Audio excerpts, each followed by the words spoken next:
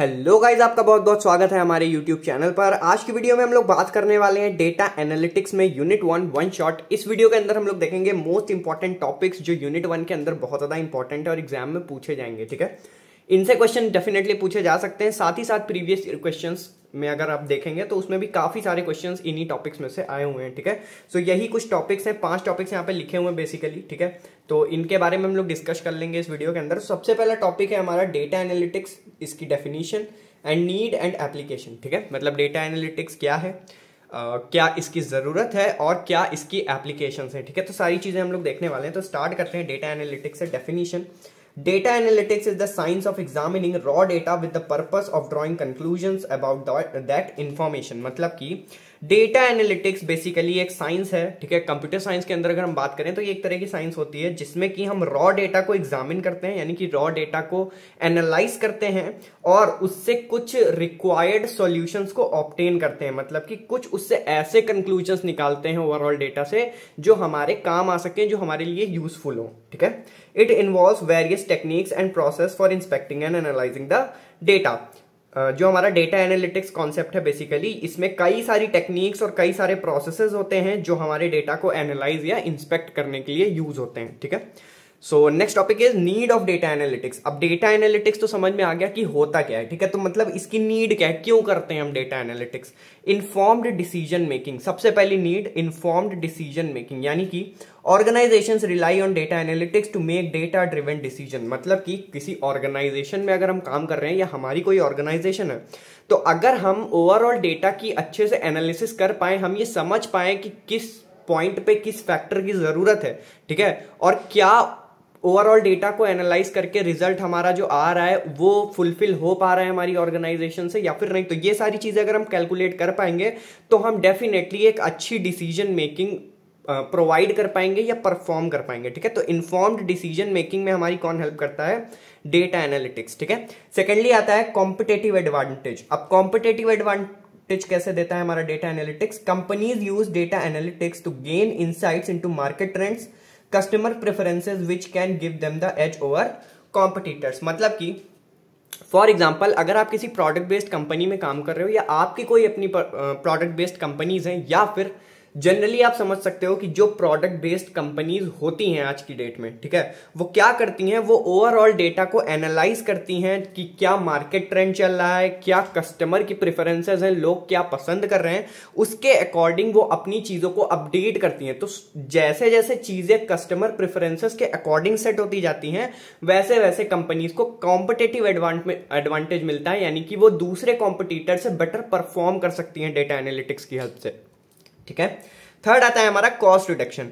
Bye analysing data, organisation can identify inefficiencies, optimise resource use and cut cost. मतलब कि cost reduction कैसे हो सकता है कि अगर हमें पता हो कि हमारी कंपनी में क्या क्या प्रॉब्लम्स हैं, ठीक है, हमें पता हो कि हम किस तरीके से रिसोर्स का और बेटर यूटिलाइजेशन कर सकते हैं, और हमें पता हो कि हम कहां कहां पे कॉस्ट कटिंग कर सकते हैं, तो हम डेफिनेटली ओवरऑल कॉस्ट को रिड्यूस कर पाएंगे। तो इसमें भी हमारा डेटा एनालिटिक्स काफी ज्यादा हेल्प करता है। ठीक है, एंड इसके बाद है हमारा risk management. Data analytics helps in predicting and mitigating of risk by identifying patterns that could lead to financial, operational और स्ट्रेटेजिक पिटफॉल्स। डेटा एनालिटिक्स जैसे कि मतलब ही है इसका कि ओवरऑल डेटा को एनालाइज करना और उससे यूजफुल इंसाइट्स को बाहर निकालना। तो करता क्या है हमारा डेटा एनालिटिक्स बेसिकली कि प्रिडिक्ट करता है या फिर ऐसे रिस्क को ये मिटिगेट करता है, यानी कि ऐसे रिस्क को ये रिजॉल्व या आइडेंटिफाई करने में हेल्प करता है जो ओवरऑल कंपनी की ग्रोथ में पिटफॉल्स का काम कर सकते हैं, यानी कि ब्रेकर्स का काम कर सकते हैं। ठीक है, तो उनको फाइंड करके और उन रिस्क को अवॉइड करने में भी हमारी डेटा एनालिटिक्स बहुत ज्यादा हेल्प करती है। ठीक है, तो बेसिकली आपको समझ में आ गया होगा कि नीड ऑफ डेटा एनालिटिक्स क्या है। ठीक है, इसके बाद हम देखते हैं एप्लीकेशंस। सो ओवरऑल एप्लीकेशंस की अगर मैं बात करूं तो यहां पे कुछ 5 एप्लीकेशंस लिखी हुई हैं। जैसे कि सबसे पहले आता है हमारा कस्टमर एनालिसिस, यानी कि कस्टमर्स को एनालाइज करना कि वो क्या प्रेफर कर रहे हैं, उनको क्या चीजें अट्रैक्ट कर रही हैं और किन चीजों को वो ऐड कर सकते हैं। ठीक है, ये बेसिकली प्रोडक्ट बेस्ड कंपनीज बहुत ज्यादा यूज करती हैं, या फिर ई कॉमर्स जो कंपनीज है हमारी वो बहुत ज्यादा यूज करती हैं कस्टमर एनालिसिस, जैसे कि आपकी फ्लिपकार्ट और अमेजॉन हो गई। ठीक है, इसके बाद आता है हमारा रिस्क असेसमेंट। वही चीज है जो रिस्क मैनेजमेंट के लिए जिस लिए हमारी डेटा एनालिटिक्स की जरूरत है, उस चीज को परफॉर्म करना ही एप्लीकेशन भी है हमारे डेटा एनालिटिक्स का, ठीक है। फ्रॉड को डिटेक्ट करने में हेल्प करती है। ये फ्रॉड डिटेक्शन हमारा ऑर्गेनाइजेशन में किसी तरह का या फिर बैंकिंग ट्रांजैक्शंस में किसी तरह का ओवरऑल रेशियो में कोई प्रॉब्लम हो रही होती है तो ये इजीली हम डेटा एनालिटिक्स की हेल्प से डिटेक्ट कर पाते हैं, ठीक है। फिर आता है हेल्थ केयर। हेल्थ केयर में भी हमारी डेटा एनालिटिक्स का बहुत यूज है, क्योंकि एक वाइड रेंज ऑफ डेटा को एनालाइज करके ये पता किया जा सकता है इजीली, जैसे कि किसी मेडिकेशन, स्पेसिफिक मेडिकेशन या किसी स्पेसिफिक डिजीज के क्या सिम्टम्स है, या कोई नया वायरस आया, कोई नई डिजीज आई, तो जब ओवरऑल डेटा एनालाइज किया जाता है तो वहां पे चीजों को समझना ज्यादा इजी हो जाता है। इसलिए डेटा एनालिटिक्स हमारी हेल्थ केयर में भी काफी ज्यादा हेल्प करती है। देन है हमारा पर्सनलाइज्ड एडवर्टीजमेंट। आप सबने देखा होगा, आप सब जब किसी चीज को सर्च करते हो, ठीक है, फ्लिपकार्ट पे या अमेजोन पे या किसी भी शॉपिंग वेबसाइट पे, तो कई बार ऐसा होता है कि वो चीजें आपको एडवर्टीजमेंट में डिस्प्ले होना स्टार्ट हो जाती है 2, 3, 4 बार अगर आप रैंडमली सर्च कर रहे हो उसको अलग अलग वेबसाइट्स पे, तो उस केस में आपको पर्सनलाइज्ड एडवर्टीजमेंट देखने को मिल सकते हैं। तो ये भी कैसे होता है? डेटा एनालिटिक्स की हेल्प से, ठीक है। ओवरऑल कस्टमर का डेटा एनालाइज किया जाता है और उसकी पसंद देखी जाती है कि वो क्या प्रीफर कर रहा है, उसको किस चीज की जरूरत है, और फिर उसको एडवर्टाइज करा जाता है ताकि कस्टमर जल्दी जल्दी चीजों को खरीद सके, ठीक है। तो ये सारे हमारे एप्लीकेशन है डेटा एनालिटिक्स के। बाकी आप अपनी तरफ से भी लिखने के टाइम एप्लीकेशन को ऐड कर सकते हो। आपके आसपास बहुत सारी ऐसी चीजें हैं जो डेटा एनालिटिक्स की हेल्प से चल रही हैं, डेफिनेटली आप उनको ऐड कर सकते हो, ठीक है। इसके बाद आते हैं हमारे big data platforms. Important topic है, एग्जाम में पूछा जा सकता है, ठीक है। बिग डेटा प्लेटफॉर्म्स होते क्या है? These are comprehensive frameworks that integrate various tools and technologies to manage, process and analyse large volumes of data that traditional data processing software can not handle efficiently. मतलब कि एक amount of data तक की अगर बात की जाए तो वो हैंडल करना ट्रेडिशनल सॉफ्टवेयर की हेल्प से इजी है, ठीक है, वो कर सकते हैं। बट जब डेटा की वॉल्यूम बहुत ज्यादा बढ़ जाती है, यानी कि जब गीगाबाइट्स, डेटाबाइट भी क्रॉस हो जाता है डेटा के वॉल्यूम में, तो उस केस में उस पूरे डेटा को एनालाइज करना बहुत ज्यादा डिफिकल्ट हो जाता है। तो वहां पे हमारे बिग डेटा प्लेटफॉर्म्स क्या करते हैं? एक फ्रेमवर्क प्रोवाइड करते हैं जो कि अलग अलग टूल्स, ठीक है, और अलग अलग टेक्नोलॉजीज का यूज करके उनको इंटीग्रेट करके इस बड़े वॉल्यूम के डेटा को एनालाइज करने में हेल्प करता है, ठीक है। These platform provide the infrastructure necessary for storing vast amount of data। वही चीज यहाँ पे लिखी हुई है। ये प्लेटफॉर्म जो है ये एक इंफ्रास्ट्रक्चर प्रोवाइड करते हैं जिसमें कि इस बड़े अमाउंट ऑफ डेटा को स्टोर किया जा सकता है, ठीक है। Managing it across distributed system and performing complex analysis at high speed, यानी कि इसको अलग अलग डिस्ट्रीब्यूटेड सिस्टम्स के नेटवर्क पे स्टोर कराया जाता है, वहां पे उस पे फंक्शनैलिटीज परफॉर्म की जाती हैं और एक कॉम्प्लेक्स डेटा पे काफी अच्छी और काफी जल्दी एनालिसिस परफॉर्म करी जाती है, ठीक है। So I hope big data platform क्या होते हैं ये चीजें आपको क्लियर हो गई होंगी, ठीक है। अब की फीचर्स की बात कर लेते हैं तो और ज्यादा क्लैरिटी मिल जाएगी आपको, ठीक है।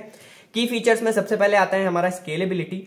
Can add more nodes to handle increased data volumes. मतलब कि जो हमारे ट्रेडिशनल टूल्स थे वो बेसिकली एक कंप्यूटर पे या 2 कंप्यूटर सिस्टम्स पे वर्क करते थे, ठीक है, कि एक टाइम पे आपने अपने सिस्टम में मान लेते हैं 500 जीबी से 1000 जीबी तक का डेटा डाल दिया, ठीक है, फिर उस डेटा को एनालाइज कर लिया किसी टूल की हेल्प से, तो उतना काम तो ट्रेडिशनल टूल से हो जा रहा था। बट जब जीबी से आगे बढ़ गया डेटा आपका, ठीक है, मतलब डेटा बाइट तक अगर डेटा पहुंच रहा है तो उस केस में आप समझ सकते हो एक सिस्टम पे वो डेफिनेटली नहीं आ सकता, ठीक है। तो उसके लिए मल्टीपल सिस्टम्स, यानी कि स्केलेबिलिटी का यहां पे वही मतलब है कि नोड्स का यहां मतलब है कि सिस्टम्स, ठीक है।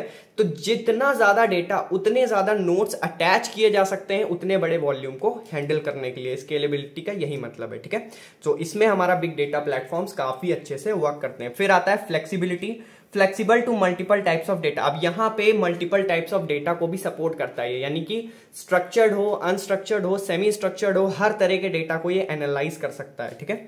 Real time processing, capability to handle process and analyse data in real time for timely insights. अब इतना बड़ा डेटा है, स्ट्रीम्स में डेटा है, तो उसको तुरंत एनालाइज करना भी बहुत जरूरी है, ठीक है, क्योंकि अगर वो चीज लेट एनालाइज हो रही है, फॉर एग्जांपल अगर कोई कस्टमर 4 बार सर्च कर रहा है किसी प्रोडक्ट को, फिर उस डेटा को एनालाइज करने में इतना टाइम लग गया, महीनों लग गए, तो सीधी सी बात है वो कोई फायदा नहीं रहेगा उसका, ठीक है, कस्टमर तब तक प्रोडक्ट खरीद चुका होगा। तो बात ये कि उस डेटा को हमें जल्दी से जल्दी एनालाइज करना है, तो उसके लिए हमारे बिग डेटा प्लेटफॉर्म बहुत बड़ा रोल प्ले करते हैं, ठीक है। और इसमें रियल टाइम प्रोसेसिंग फीचर मिलता है हमको, यानी कि जहां पे एक बड़े वास्ट डेटा को जल्दी जल्दी से रियल टाइम में प्रोसेस किया जा सकता है, ठीक है। Distributed computing utilises distributed computing architecture to parallelise the data processing task across multiple nodes. वही चीज है, मल्टीपल सिस्टम्स का ये यूज करते हैं। For example 500 systems, 600 systems at a time, ठीक है। ये सारे सिस्टम्स पे एक साथ एक ही टाइम पे पैरेलली डेटा को एनालाइज किया जाता है और उससे रिजल्ट्स ऑब्टेन किए जाते हैं, ठीक है। तो ये डिस्ट्रीब्यूटेड कंप्यूटिंग में आता है हमारा। फिर है डेटा इंटीग्रेशन, ठीक है। की फीचर में बिग डेटा प्लेटफॉर्म में डेटा इंटीग्रेशन भी काफी ज्यादा इंपॉर्टेंट है। Combines data from various sources into an analytical format, मतलब कि अलग अलग सोर्सेज से रिसीव होने वाले डेटा को, क्योंकि डेटा के मल्टीपल सोर्सेज होते हैं, ठीक है। तो उन मल्टीपल सोर्सेज से रिसीव होने वाले डेटा को एक साथ कंबाइन करके इंटीग्रेट करके उस पर एनालिसिस परफॉर्म करवाना, ठीक है। तो ये सारा काम बिग डेटा प्लेटफॉर्म का होता है। आई होप अब आपको बिग डेटा प्लेटफॉर्म क्लियर हो गया होगा, ठीक है। तो बिग डेटा प्लेटफॉर्म्स कुछ हम लोग देख लेते हैं कि क्या होते हैं बेसिक से। सबसे पहले आता है हमारा हडूप। हडूप एक बहुत इंपॉर्टेंट बिग डेटा प्लेटफॉर्म है, an open source framework that allows for the distributed processing of large data sets across clusters of computers using simple programming model. इसका मतलब क्या है? ये बेसिकली हडूप हमारा जो है वो एक सिंपल ओपन सोर्स फ्रेमवर्क है, ठीक है। ओपन सोर्स फ्रेमवर्क है जो मल्टीपल कंप्यूटर सिस्टम्स पे, जैसे कि बिग डेटा प्लेटफॉर्म की डेफिनेशन ही यही है कि वो डिस्ट्रीब्यूटेड सिस्टम्स पे काम करता है, ठीक है। तो हडूप भी वैसा ही काम करता है। ये क्लस्टर्स ऑफ कंप्यूटर्स पे क्या कराता है? सिंपल प्रोग्रामिंग मॉडल्स की हेल्प से डेटा को एनालाइज करता है, ठीक है। तो आई होप समझ में आ गया होगा हडूप। इसके बाद हडूप एकदम डिटेल में है आपके लास्ट यूनिट में, तो वहां पे हम लोग वो चीजें डिस्कस कर लेंगे, ठीक है। फिर नेक्स्ट है हमारा स्पार्क, एक बिग डेटा प्लेटफॉर्म है स्पार्क, ठीक है। An open source unified analytics engine for large scale data processing known for its speed and ease of use. Spark भी हमारा एक open source unified analytic engine है जिसको हम लोग लार्ज स्केल डेटा प्रोसेसिंग के लिए यूज करते हैं। ये अपनी स्पीड और इजी टू यूज के लिए जाना जाता है, ठीक है। मतलब इसको यूज करना काफी ज्यादा इजी है। फिर आता है हमारा Google BigQuery, a serverless highly scalable and cost effective multi cloud data warehouse. Google BigQuery जो है हमारा वो क्लाउड बेस्ड है, ठीक है। ये सब हमारे कंप्यूटर सिस्टम बेस्ड है, बट ये हमारा क्लाउड बेस्ड है। इसमें क्या होता है? ये सर्वरलेस होता है पहली चीज। सेकेंडली हाईली स्केलेबल होता है, यानी कि इस पे बहुत बड़ा अमाउंट ऑफ डेटा को स्टोर किया जा सकता है, मैनिपुलेट किया जा सकता है, एनालाइज किया जा सकता है। साथ ही साथ ये कंपेरेटिवली काफी ज्यादा कॉस्ट इफेक्टिव होता है, क्योंकि सारी चीजें क्लाउड पे हो रही है, यहाँ पे सिस्टम्स की यूटिलाइजेशन नहीं है, तो उस केस में काफी ज्यादा कॉस्ट बचाता है, ठीक है। और इसके बाद आता है हमारा Amazon Redshift, a fully managed data warehouse service that makes it simple and cost effective to analyse all your data. Amazon Redshift भी एक बहुत ही यूनिक सर्विस है जो कि वेयरहाउस सर्विस है, जिस वजह से ये काफी ज्यादा सिंपल हो जाती है, ठीक है। प्लस इसका कॉस्ट इफेक्टिव भी होती है ये। अब रीजन क्या है? वेयरहाउस के फॉर्म में डेटा को स्टोर करने का सिंपल सा मतलब है कि डेटा को एक बार स्टोर कर दिया, ठीक है, उसके बाद एक्चुअली में बहुत बड़े अमाउंट का डेटा होता है, ठीक है। छोटा छोटा डेटा अगर स्टोर करेंगे वेयरहाउस में तो वो काफी ज्यादा महंगा पड़ता है, ठीक है, ओवरऑल। बट Amazon Redshift का क्या केस है? ये एक वेयरहाउस प्रोवाइड करता है जिसमें बहुत लार्ज अमाउंट ऑफ डेटा एक बार में स्टोर किया जा सकता है। तो अगर एक लार्ज अमाउंट ऑफ डेटा एक बार में स्टोर करके उस पे एनालिसिस परफॉर्म करानी हो तो वो काफी ज्यादा सिंपल पड़ता है। प्लस Amazon Redshift पे जो डेटा होता है उसको बार बार एक्सेस करने की जरूरत नहीं पड़ती है, ठीक है। तो इस वजह से Amazon Redshift हमारा बहुत ही ज्यादा बेनिफिशियल होता है बिग डेटा प्लेटफॉर्म्स के टर्म में। इसके बाद हम देख लेते हैं सोर्सेस ऑफ बिग डेटा, क्योंकि ये भी क्वेश्चन एग्जाम में आपसे पूछा जा सकता है कि कुछ सोर्सेस बताइए बिग डेटा के, तो आप इन सोर्सेस को बता सकते हो और अपने अकॉर्डिंग अगर 10 नंबर में आता है ये क्वेश्चन तो आप डेफिनेटली इन सबको इलेबोरेट कर देना थोड़ा थोड़ा सा, ठीक है। सिंपल है, सोशल मीडिया हमारा बिग डेटा का सोर्स है, क्योंकि इतनी सारी पोस्ट, इतनी सारी इमेजेस, वीडियोस से एक सेकंड में कितना amount of data her second social media पे अपलोड हो रहा है, तो उस केस में एक बिग डेटा वहां से निकल के आता है हमारा, ठीक है। तो सोशल मीडिया भी हमारा एक बिग डेटा का सोर्स हो गया। IoT डिवाइसेस जैसे कि ऑटोमेटिक कार्स हो गई हमारी, ठीक है, टेस्ला आप सबने सुन रखा होगा ऑलरेडी, अगर और इंडिया में भी अभी ADAS काम करने लगा तो वो भी हमारा एक तरह का IoT डिवाइस ही है। सो उस केस में भी हमारा बहुत ही लार्ज अमाउंट ऑफ डेटा आता है, तो वो भी हमारा बिग डेटा का एक सोर्स है। लॉग फाइल्स जो सिस्टम के अंदर होती हैं, बैंक ट्रांजैक्शंस, इतनी सारी बैंक ट्रांजैक्शंस होती हैं, तो आप समझ सकते हो कितना अमाउंट ऑफ डेटा होगा। गवर्नमेंट डेटा, जो गवर्नमेंट के डेटा होते हैं वो भी काफी ज्यादा वास्ट होते हैं, जैसे कि एक बार में इतने फॉर्म्स आ रहे हैं, इतनी चीजें हो रही हैं, तो वो सारा ही डेटा अगर आप कंबाइन कर लो तो वो भी एक बिग डेटा के फॉर्म में आ जाता है। साइंटिफिक रिसर्च हो गई हमारी, स्ट्रीमिंग डेटा हो गया, ठीक है, वेयरेबल हेल्थ डिवाइसेस हो गई, हर कोई आजकल स्मार्ट वॉच पहन रहा है, तो एक बिग अमाउंट ऑफ डेटा वहां से भी प्रोड्यूस हो रहा है। तो ये सारी कुछ सोर्सेज हैं बिग डेटा के, इसके अलावा आप अपनी तरफ से भी सोर्सेज को ऐड कर सकते हो, ठीक है। आगे बढ़ते हैं, process and tools of data analytics, अगला टॉपिक हमारा process and tools of data analytics की। क्या प्रोसेस है डेटा एनालिटिक्स का और क्या क्या टूल्स यूज किए जाते हैं डेटा एनालिटिक्स में, ठीक है। तो इन दोनों चीजों को हम एक साथ देख लेंगे। The data analytic process involves several stages, each critical for transforming raw data into actionable insight. तो raw data से बेसिकली एक actionable insight यानी एक यूजफुल आपकी इंफॉर्मेशन को निकालना, ये जो पूरा प्रोसेस होता है, ये प्रोसेस ही होता है हमारा डेटा एनालिटिक्स का प्रोसेस, ठीक है। सबसे पहले हमारा स्टेप क्या आता है इसमें, डेटा कलेक्शन, ठीक है, डेटा को कलेक्ट करना। Gathering raw data from various sources such as database, sensors, social media and transactional records, मतलब कि जितने sources of big data हैं इनसे हमको क्या लेना है, raw data लेना है, ठीक है। फिर इसमें कुछ टूल्स हमारे यूज होते हैं डेटा कलेक्शन के लिए, जो टूल्स यूज होते हैं, ठीक है, इनको याद रखना आपको। अपाचे काफका यूज होता है हमारा, ठीक है, डेटा कलेक्शन के लिए। फ्लूम यूज होता है, गूगल एनालिटिक्स यूज होता है, ठीक है, डेटा एपीआईज यूज होते हैं, ठीक है, जो डेटा के एपीआईज होते हैं वहां से भी हमारा डेटा कलेक्ट होता है। तो ये सारे टूल्स हो गए हमारे कलेक्शन के लिए। अब डेटा एक बार कलेक्ट हो गया यानी रॉ डेटा हमको मिल गया, फिर हमको क्या करनी है, फिर हमको करनी है डेटा क्लीनिंग। डेटा क्लीनिंग यानी कि डेटा को प्रिपेयर करना है अब हमको, ठीक है। Cleaning the data to remove errors, handle missing values and ensure consistency, मतलब अब डेटा को क्लीन करना है, उसमें से जितनी भी एरर्स हैं उनको हटाना है, उसकी मिसिंग वैल्यूज को हैंडल करना है, ठीक है, और उसमें कंसिस्टेंसी एक इंश्योर करनी है कि जो भी डेटा हमारा आगे जाए प्रोसेस में वो कंसिस्टेंट हो, यानी कि उस पर प्रॉपर एनालिसिस परफॉर्म करी जा सके, ठीक है।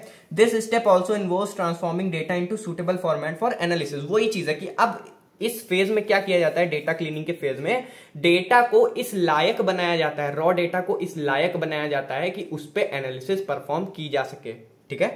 टूल्स इसके लिए कौन कौन से यूज होते हैं, ओपन रिफाइन, ट्रिफैक्टा, पाइथन में पांडास लाइब्रेरी, ठीक है। तो ये कुछ टूल्स हैं जो हमारे डेटा क्लीनिंग के लिए यूज होते हैं। फिर नेक्स्ट है हमारा डेटा एक्सप्लोरेशन, ठीक है, exploring the data to understand its structure, pattern and relationship. अब एक बार हमको डेटा मिल गया, फिर हम क्या करते हैं, डेटा के अंदर जो भी रिलेशनशिप्स हैं, कोई स्ट्रक्चर है या फिर कुछ पैटर्न्स हैं, तो उनको एनालाइज करना होता है, ठीक है। तो इसके लिए हम कौन से टूल्स यूज करते हैं, Python, R, Tableau, Power BI etcetera, ठीक है, ये सारे डेटा एक्सप्लोरेशन के लिए यूज होते हैं टूल्स हमारे। फिर आता है data modelling, applying statistical and machine learning models to the data to extract insights and make predictions. अब डेटा हमारे, देखो डेटा हमने रॉ कलेक्ट कर लिया था, ठीक है, फिर डेटा हमने क्लीन करवा लिया, फिर डेटा को एक्सप्लोर कर लिया कि क्या रिलेशनशिप बन रही है, क्या पैटर्न्स बन रहे हैं, क्या स्ट्रक्चर्स बन रहे हैं, ठीक है। इसके बाद डेटा की मॉडलिंग होती है, यानी कि कुछ स्पेसिफिक टूल्स का यूटिलाइजेशन किया जाता है, मशीन लर्निंग के कुछ स्टैटिस्टिकल टूल होते हैं, ठीक है, उनसे क्या किया जाता है, एक एक्सट्रैक्ट की जाती है इंफॉर्मेशन उस पर्टिकुलर डेटा से, ठीक है, एक्सप्लोर्ड डेटा से वो इंफॉर्मेशन एक्सट्रैक्ट की जाती है ताकि प्रेडिक्शंस को बनाया जा सके, ठीक है। तो उसके लिए डेटा को मॉडल किया जा रहा है, ठीक है। अपाचे, स्पार्क, एमएल लाइब्रेरी, ठीक है, एसएएस, आर, पाइथन, ये सारी चीजें हमारी डेटा मॉडलिंग के लिए यूज होती हैं। फिर आता है हमारा data analysis, analysing the data using various techniques such as descriptive diagnostic, predictive and prescriptive analytics to derive meaningful insights. अब यहाँ पे डेटा को एक बार मॉडल कर दिया गया, उस तरीके से मतलब आप कह सकते हो ना, डेटा को उस तरीके से बना दिया गया कि उस डेटा को आप सीधा आप प्रिडिक्शंस के लिए यूज कर सकते हो, ठीक है, मतलब काम की चीजें डेटा से निकाली गई हैं, अब उससे प्रिडिक्शंस के लिए यूज किया जा सकता है। तो डेटा एनालिसिस में उन जो निकाली हुई चीजें हैं, फाइनलाइज चीजें हैं, जो डेटा हमारा मॉडल बन के आया है, उस मॉडल से जो यूजफुल इनसाइट्स हैं उसको निकाल लेना, यही होता है हमारा डेटा एनालिसिस, ठीक है। एसक्यूएल, पाइथन में नमपाई, साइपाई, आर, एक्सेल, ये सारी यूज होती हैं हमारी टूल्स डेटा एनालिसिस के लिए। फिर आता है हमारा डेटा विजुअलाइजेशन। डेटा विजुअलाइजेशन क्या है, creating visual representation of the analyse data to communicate findings effectively, मतलब डेटा को अब विजुअल तरीके से रिप्रेजेंट करना, मतलब कि दिखे आपको कि हाँ इस तरीके से यहाँ पे चीजें हुई हैं, जो एनालाइज्ड डेटा है हमारा, बेसिकली ओवरऑल डेटा को विजुअली रिप्रेजेंट करना काफी ज्यादा मुश्किल होता है क्योंकि वो बहुत लार्ज अमाउंट होता है। बट एक बार डेटा हमारा प्रोसेस हो चुका है, एनालाइज हो चुका है, तो उस केस में डेटा को विजुअलाइज करना ईजी होता है, ठीक है। तो उससे ज्यादा बेटर आपको आउटपुट दिखेगा, ठीक है। Tableau, Power BI, R Shiny, ये सब हमारे टूल्स हैं जो डेटा विजुअलाइजेशन के लिए यूज होते हैं। फिर आता है हमारा deployment and monitoring, deploying the model and insights to production systems where they can be used for decision making.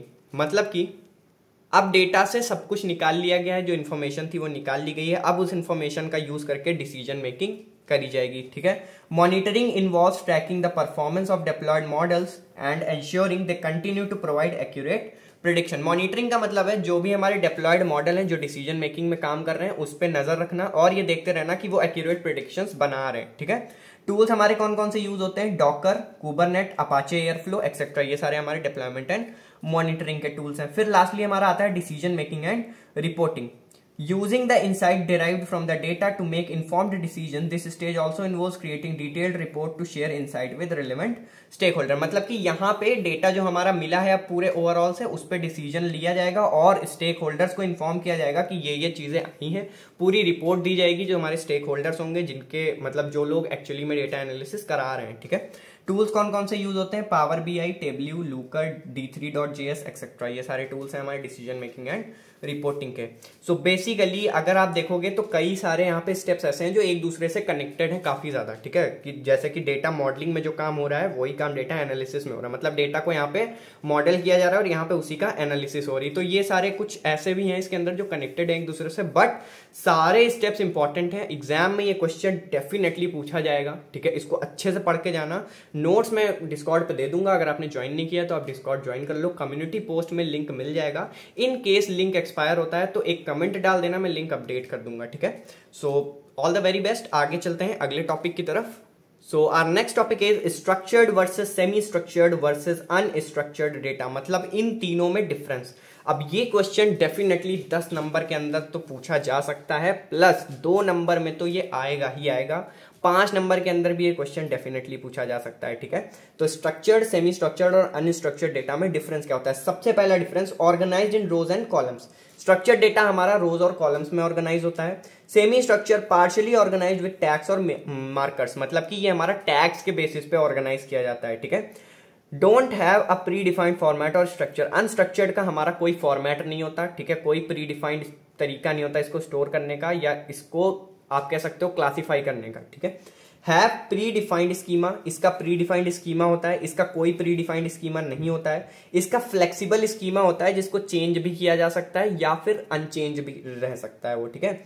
SQL based होता है स्ट्रक्चर्ड डेटा हमारा।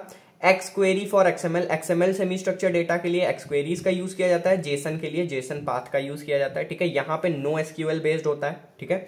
नो एसक्यूएल का मतलब नो एसक्यूएल भी एक स्पेसिफिक क्वेरी लैंग्वेज है जो अनस्ट्रक्चर्ड डेटा के लिए यूज होती है। नो एसक्यूएल अलग अलग मत पढ़ना, नो एसक्यूएल एक साथ है, ठीक है। Easy to search and retrieve data, structure data में हमें डेटा को सर्च करना और रिट्रीव करना इजी होता है। यहाँ पे कंपैरेटिवली थोड़ा सा कॉम्प्लिकेटेड होता है रिट्रीवल, बट यहाँ पे बहुत डिफिकल्ट होता है डेटा को रिट्रीव करना, ठीक है। लिमिटेड स्केलेबिलिटी, स्ट्रक्चर डेटा की स्केलेबिलिटी लिमिटेड है, मतलब एक अमाउंट ऑफ डेटा लिमिटेशन है कि आप उतना ही स्टोर कर सकते हो, ठीक है। ये मॉडरेटली स्केलेबल होता है कि हाँ थोड़ा बहुत आप इंक्रीज कर सकते हो, चलो अगर इनकेस जरूरत पड़ती है तो, बट ये हाईली स्केलेबल होता है, कितना भी अमाउंट ऑफ डेटा हैंडल कर सकता है। अनस्ट्रक्चर्ड डेटा बहुत ज्यादा लार्ज अमाउंट में होता है, ठीक है। लीस्ट फ्लेक्सिबिलिटी, स्ट्रक्चर डेटा की फ्लेक्सिबिलिटी बहुत कम होती है, मॉडरेटली फ्लेक्सिबल। सेमी स्ट्रक्चर्ड वही चीज है, ठीक है। हाईली फ्लेक्सिबल, हमारा अनस्ट्रक्चर्ड डेटा बहुत ही ज्यादा फ्लेक्सिबल होता है, ठीक है, अलग अलग तरीके का हो सकता है। यहाँ पे तो बस रोज और कॉलम्स में डेटा होगा, ठीक है। यहाँ पे आपका लिखा ही हुआ है, यहाँ पे फ्लेक्सिबल स्कीमा है, पार्शियली ऑर्गेनाइज विद टैग्स और मार्कर्स, ठीक है। तो ये भी फ्लेक्सिबल है थोड़ा बहुत, बट ये हमारा हाईली फ्लेक्सिबल है क्योंकि इसका कोई फॉर्मेट नहीं होता, ये कैसे भी स्टोर हो सकता है, ठीक है। High data integrity and consistency, अब क्योंकि इसमें सब कुछ लिमिटेड है, सब कुछ पता रहता है, तो इसमें सीधी सी बात है इंटीग्रिटी और कंसिस्टेंसी ज्यादा है। यहाँ पे मॉडरेट डेटा इंटीग्रिटी है, मतलब कि कंपैरेटिवली इससे ज्यादा है बट इससे कम है, ठीक है। लो डेटा इंटीग्रिटी, इसकी इंटीग्रिटी सबसे कम होती है क्योंकि ये अनस्ट्रक्चर्ड डेटा होता है, इसका कुछ अता पता नहीं रहता कि कहाँ कितना क्या स्टोर है, ठीक है। सो सीधी सी बात है, डेटा इंटीग्रिटी इसकी कम होती है, ठीक है। नेक्स्ट है हमारा point, use to store financial record, customer information etcetera. जैसे कि हमको फाइनेंशियल रिकॉर्ड्स स्टोर करने या कस्टमर की इन्फॉर्मेशन स्टोर करनी है, तो वो हमारा एक स्ट्रक्चर्ड डेटा में आता है, ठीक है। Use for Meta data management, configuration files etcetera. Meta data management, देखो मेटा डेटा नहीं पता है तो मैं बता दूं, Meta data is data about data, मतलब कि डेटा कहां पे स्टोर है उसका डेटा जो बताएगा वो डेटा हमारा क्या होगा, मेटा डेटा। फॉर एग्जाम्पल, मैंने पैसे रखे बैंक में लॉकर नंबर 5 में, ठीक है, और मैं घर पे आया, मैंने अपनी डायरी के अंदर लिखा कि लॉकर नंबर 5 में हमारा पैसा रखा हुआ है। तो जो डायरी है हमारी वो क्या है, मेटा डेटा, जिसके अंदर डेटा का डेटा पड़ा हुआ है, ठीक है, समझ आ गया, ओके।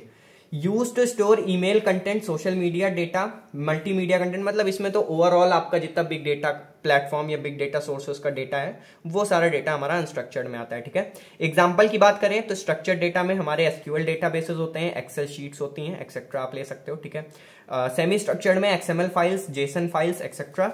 अनस्ट्रक्चर्ड में टेक्स्ट, इमेजेस, वीडियोस, बहुत सारी चीजें आप इंक्लूड कर सकते हो, ठीक है। तो ये हमारे बेसिकली डिफरेंसेस हो गए कुछ स्ट्रक्चर्ड, सेमी स्ट्रक्चर्ड और अनस्ट्रक्चर्ड डेटा में। आई होप आपको डिफरेंसेस क्लियर हो गए होंगे और समझ आ गया होगा कि होता क्या है स्ट्रक्चर्ड, सेमी स्ट्रक्चर्ड और अनस्ट्रक्चर्ड डेटा। अब अगर 10 नंबर में आता है ये डिफरेंसेस आपसे पूछे जाते हैं तो आप डेफिनेटली कॉलम बना के मत करना, ठीक है। आप पैराग्राफ वाइज इसको डिफाइन करना, फिर इसको डिफाइन करना, फिर इसको डिफाइन करना, तो आपको ज्यादा पॉइंट्स मिल जाएंगे, ठीक है।